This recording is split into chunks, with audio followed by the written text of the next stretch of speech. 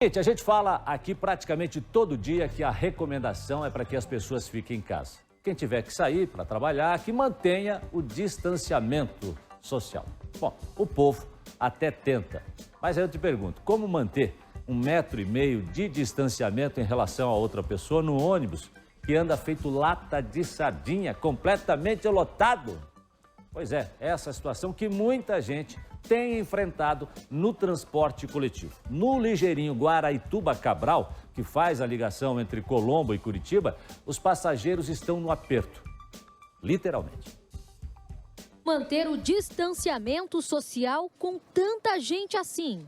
Não existe, não tem. É muita aglomeração demais, não há respeito também das pessoas. Aí fica complicado. Não adianta você fazer a tua parte, os outros não. Aqui fica cheio, lotado. Como que é pra senhora embarcar quando vai? Eu tenho que ir empurrando, a turma vai me empurrando. É a linha mais rápida, mas vai todo dia bem lotado. Eu sempre pego nesse horário, às vezes a gente espera passar uns 2, 3 ônibus, mas vão todos lotados. Não vai nenhum meio vazio, assim, às vezes a gente vai até meio espremido na porta. E nunca tá mais ou menos, assim, sempre tá bem cheio. Nós estamos na área de embarque da linha Ligeirinho Guaraituba, sentido Cabral. Hoje nós vamos embarcar nessa linha e mostrar de perto a jornada de muitos trabalhadores até a capital. Os problemas já começam aqui no embarque. Quanto mais ônibus chegam ao terminal do Guaraituba, mais gente fica na plataforma de embarque do Ligeirinho.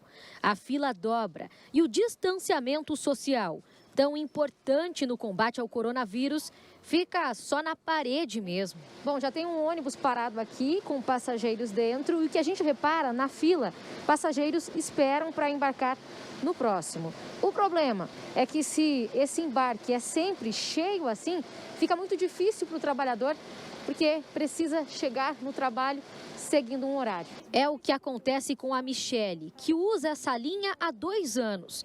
Se já era movimentado antes da pandemia, agora está ainda mais difícil. Depender dessa linha é complicado, porque a gente fica na fila e espera para pegar um ônibus mais tranquilo, para não ter problema com esse vírus, porque é o vírus que está aí no momento. E a gente não consegue pegar um ônibus vazio, não consegue ir mais tranquilo para o trabalho. É uma linha bem complicada e eles não colocam mais na linha. Junto com a Michele, embarcamos antes das 7 horas da manhã. Ela conseguiu um banco. Alguns vão em pé, outros improvisam um cantinho para sentar. Na maioria das vezes o ônibus está mais lotado, a gente vai um em cima do outro, apertado. Se tiver chovendo é pior ainda, porque daí não consegue ventilar o ônibus, é bem complicado mesmo. De manhã cedo ainda é mais calmo, mas à tarde, aqui também tem dia de manhã que tá terrível. Porque lá na minha linha só tem um ônibus, então eu venho lá de casa até o terminal, eu venho a pé. Aí chego aqui também.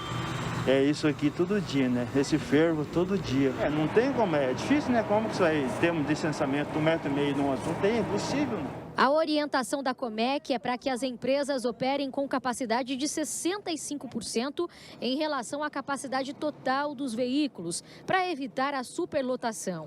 Isso contabilizando pessoas sentadas e em pé. De volta ao terminal do Guaraituba, embarcamos em outro veículo da linha depois das 8 horas da manhã.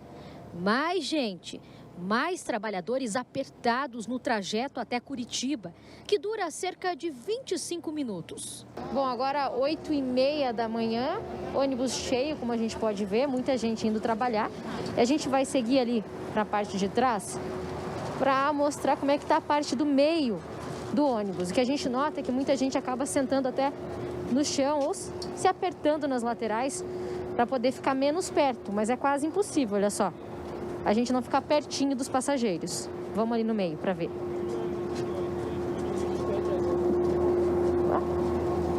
Bom dia. Licença. A senhora trabalha com o quê? Sou cuidadora. Tô vendo que você está sentadinha aí. É normal isso para poder embarcar? Sim. Todo dia, daqui para pior. Para pior? Para pior. Às vezes vai gente pendurada nas portas. Só pedindo a Deus para cuidar, porque e os cuidados diários, mas não tem o que fazer. Se ficasse ali, o outro ônibus ia ter 10:50. E a gente ia chegar que hora no emprego? O nosso inimigo, ele é invisível, né? A gente não sabe onde é que ele está. E enquanto várias pessoas estão indo trabalhar, a técnica de enfermagem Adelita embarca no sentido contrário.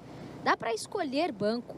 Está voltando para o Guaraituba depois de um plantão de 12 horas. Vai descansar, mas já está preocupada com o que vai enfrentar durante a tarde. Eu saio às 16h30 para não pegar o ônibus mega lotado, para bater o ponto às 19 horas. Quem está trabalhando tem o direito de usar, pelo menos com espaço, né, digno. Aí eles colocaram lá aquela marquinha do distanciamento. Aquilo ali é uma piada, né? Põe uma marquinha lá e aqui dentro tá cheio. E aí eu fico pensando, né? No caso da Adelita, você vê a técnica de enfermagem. Aí corre o risco de contágio no ônibus, no transporte coletivo, porque está lotado, não existe distanciamento. Como é que vai manter 1,5 metro de distância, 2 metros entre as pessoas aí? Não dá, o pessoal fica acumulado, fica aglomerado.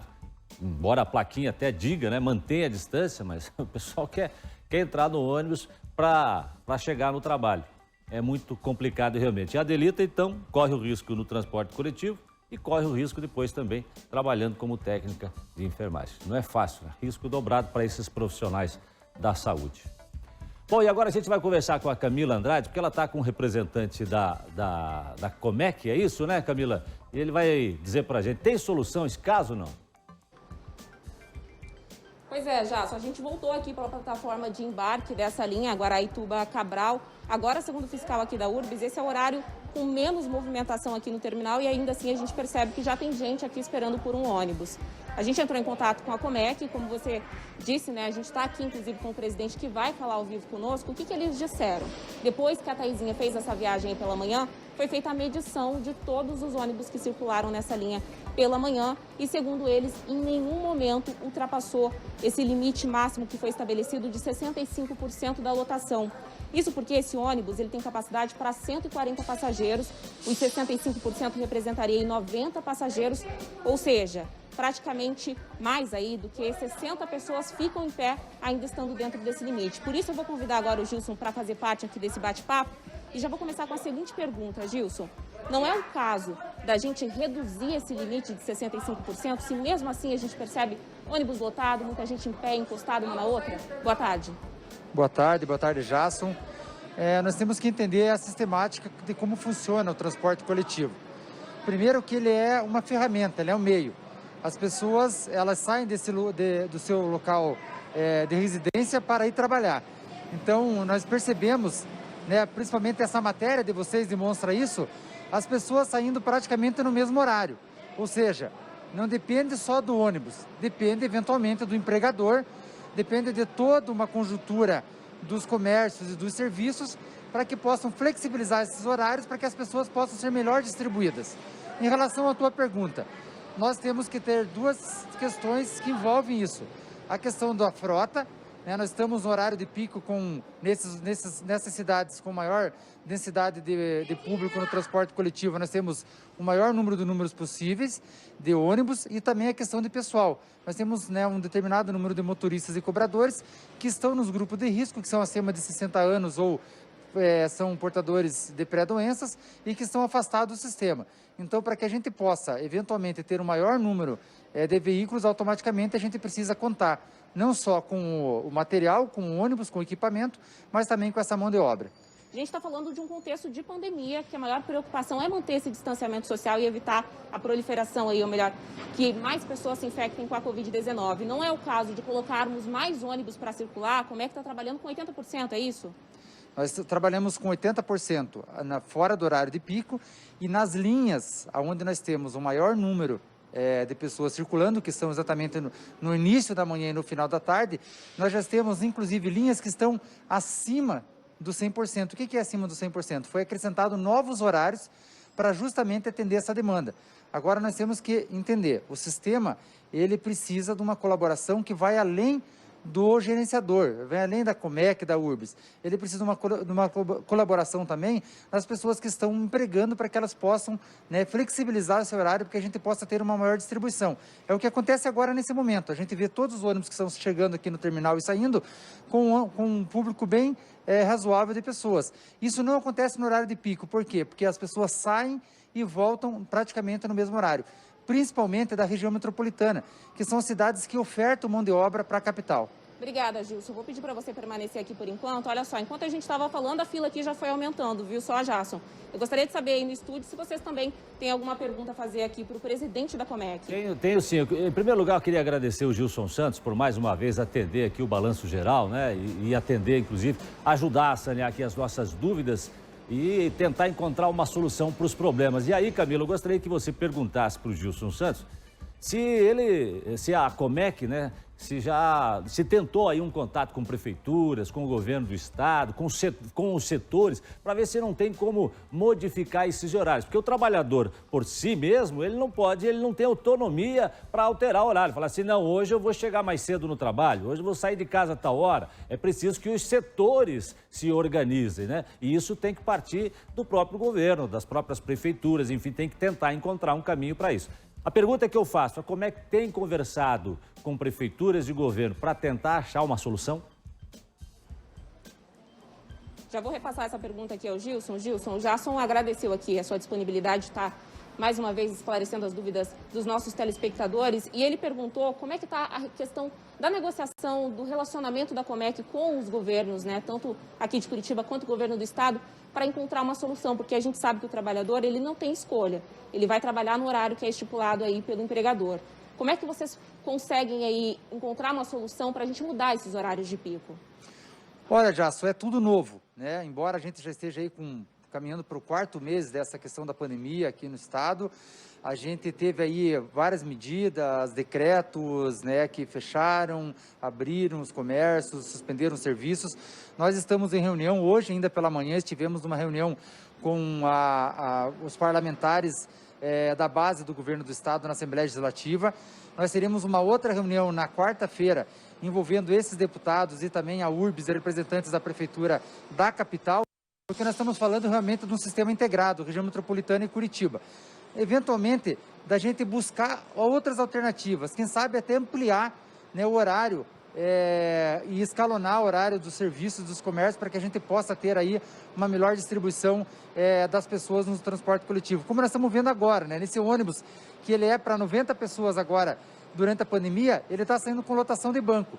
Então, se a gente tiver realmente esse novo formato em relação ao comércio, ao serviço, ao trabalhador, a gente vai conseguir dar, sim, esse atendimento que é necessário. E a gente reconhece que é realmente necessário dar o melhor atendimento possível nessa época de pandemia. Muito obrigada mais uma vez, Gilson. Eu que agradeço. Participação aqui ao vivo.